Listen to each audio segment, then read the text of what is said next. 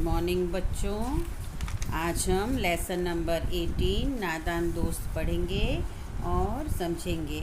यह एक शिक्षाप्रद कहानी है। इस पाठ से हमें अच्छी शिक्षा मिल रही है। वैसे तो हमें हमारे हर एक पाठ से कोई ना कोई शिक्षा मिल रही है। तो चलो पहले मैं आपको ये बता दूं कि इस पाठ में हमें लेखक क्या कहना चाह रहे हैं। यह कथा प्रेमचंद जी ने लिखी है। इस लघु कथा में उन्होंने बाल मन को जिज्ञासावश हुई भूल का चित्रण किया है। केशव के घर के कार्निश के ऊपर चिड़िया ने अंडे दिए। कार्निश यानी बच्चों जो घर के खिड़की के ऊपर छजली होती है ना, उसे कार्निश कहते हैं। केशव और श्यामा रोज सवेरे कार्निश के पास पहुंच जाते। दोनों चिड़िया के अंडे देखना चाहते थे। एक दिन उन दोनों ने दोपहर के समय अंडों की सुरक्षा के लिए उनके नीचे पुराने कपड़े बिछाकर एक टोकरी की सहायता से छाया कर दी। एक कटोरी में दाना और पानी रख दिया। जब शाम को उन्होंने देखा तो अंडे फूट पड़े थे और नीचे गिर के फूट गए थे। चिड़िया वहाँ नहीं थी, सभी चीज़ें बिखरी पड़ी थी। बाद में माँ ने उन्हें समझाया कि चिड़िया के अंडों को छूना नहीं चाहिए। चिड़िया फिर उन्हें नहीं सेती यानी हैचिंग। केशव को बहुत दुख हुआ। उसे अपनी गलती पर पछतावा हो रहा था। अर्थात बच्चों, लेखक हमें बता रहे हैं कि बाल मन की मासूम नादानी और जिज्ञासा बड़ी स्वाभाविक होती है। इसी के कारण कभी कभी वे बड़ों से छिपकर कुछ भला काम करना चाहते हैं, मगर पूरी जानकारी के अभाव में, पूरी जानकारी नहीं होती, ऐसे में गलती कर बैठते हैं और जो उन्हें बाद में बहुत दुख पहुंचाती है। तो चलो अब हम पेज नंबर 112 को पढ़ते हैं और समझते हैं। आपने देखा ना कि किस तरह से बच्चे अपने नासमझी के कारण भूल कर बैठते हैं।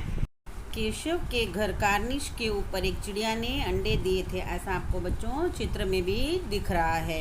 केशव और उसकी बहन श्यामा दोनों बड़े ध्यान से चिड़िया को वहाँ आते जाते देखा करते थे। तो देखा बच्चों आपने, दो बच्चे थे।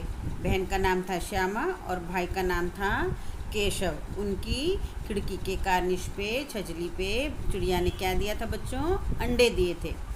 सवेरे दोनों आंखें मलते कार्निश के सामने पहुंच जाते और चीड़ा और चिड़िया दोनों को वहां बैठा पाते। सुबह उठते ही बच्चों सबसे पहले वे बच्चे भी तुम्हारा तरह ही मस्ती खोरते, सीधा खिड़की के पास पहुंच जाते, कार्निश के पास, और वहाँ पे चिड़िया को वहाँ बैठा पाते।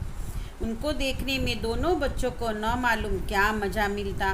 दूध और जलेबी की सुध भी न रहती थी। दूध और जलेबी की सुध न रहना यानी उनकी अम्मा जो उन्हें नाश्ता देती थी, उन्हें उसका भी ध्यान नहीं रहता था। उन्हें चिड़िया के अंडे देखने की बहुत ही मज़ा आती थी, आनंद आता था।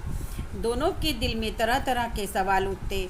अंडे कितने बड़े होंगे, किस रंग के होंगे, कितने होंगे, क्या खाते होंगे, उनमें से बच्चे किस तरह निकल आएंगे, बच्चों पर कैसे निकलेंगे, घोंसला कैसा है। लेकिन इन बातों का जवाब देने वाला कोई नहीं। देखो है ना, ये बच्चे भी आप लोगों की तरह, उनके मन में कितने तरह तरह के सवाल कि अंडे कितने बड़े होंगे, उनका रंग कैसा होगा, उसमें से कैसे बच्चे निकलेंगे, उनके कैसे पर यानी पंख निकलेंगे, वह कैसे होंगे, उनका घोंसला कैसा होगा। ना जाने हजारों सवाल बच्चों के बाल मन में उठाते थे, पर उनका जवाब देने वाला कोई नहीं था। ना अम्मा को घर के काम धंधों से फुर्सत थी, न बाबूजी को ऑफिस के काम से। दोनों बच्चे आपस में ही सवाल जवाब करके अपने दिल को तसल्ली दे लिया करते थे, यानी अपने दिल को मना लेते थे, समझा लेते थे कि ऐसा होगा वैसा होगा, क्योंकि उनकी जो मम्मी थी, उनको सारे दिन घर के कामों से फुर्सत नहीं मिलती थी, समय नहीं मिलता था। और उनके जो पापा थे, बाबूजी थे, वह सारे दिन ऑफिस के काम में बिजी रहते थे। तो बच्चे अपने आप ही अपने मन को समझा लिया कर लेते। श्यामा कहती, क्यों भैया, बच्चे निकलकर फुर से उड़ जाएंगे। केशव विद्वानों जैसे गर्व से कहता, नहीं री पगली, पहले पर निकलेंगे, बगैर परों के बेचारे कैसे उड़ेंगे। अब श्यामा मम्मी पापा को तो फुर्सत नहीं थी, तो अपने भाई से ही पूछती, क्या भैया पर निकल लेंगे, पंख निकलेंगे तो क्या बच्चे फुर से जल्दी से उड़ जाएंगे? तो केशव उसका भाई विद्वानों की तरह कहता, नहीं रे पगली।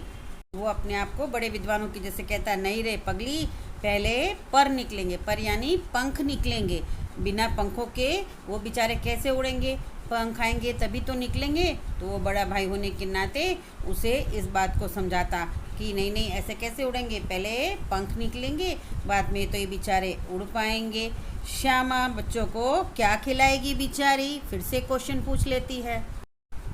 केशव इस पेचीदा सवाल का जवाब कुछ ना दे सकता था, यानी केशव को भी ये बात समझ नहीं आ रही थी कि श्यामा पूछ रही है कि चिड़िया बेचारी बच्चों को क्या खिलाएगी। इस तरह 3-4 दिन गुजर गए। दोनों बच्चों की जिज्ञासा दिन प्रतिदिन बढ़ती ही जा रही थी। अब इस तरह से एक दूसरे के सवाल जवाब करते, अंडों को देखते 3-4 दिन निकल गए और उनके मन की जिज्ञासा यानी उन्हें ये सोचने पे मजबूर कर रही थी कि चिड़िया के बच्चे कैसे बड़े होंगे। अंडों के देखने के लिए वे अधीरों उठते थे, अर्थात उतावले होते थे कि जल्दी से जाके अंडों को देख लें कैसे उसमें से बच्चे निकलेंगे। उन्होंने अनुमान लगाया कि अब जरूर बच्चे निकल आए होंगे। बच्चों के दाने का सवाल अब उनके सामने आ खड़ा हुआ।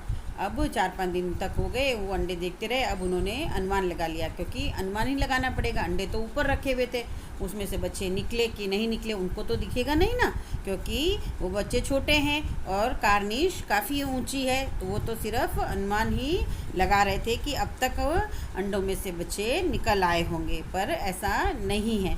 ये सब हम आगे पेज नंबर 113 में नेक्स्ट सेशन में पढ़ेंगे और समझेंगे। आप लोग पूरा पेज अच्छे से पढ़िए और समझिए। अगर समझ में नहीं आता है तो आप मुझे कॉल करके पूछ सकते हैं, पर पढ़ना पड़ेगा तभी पूछोगे ना।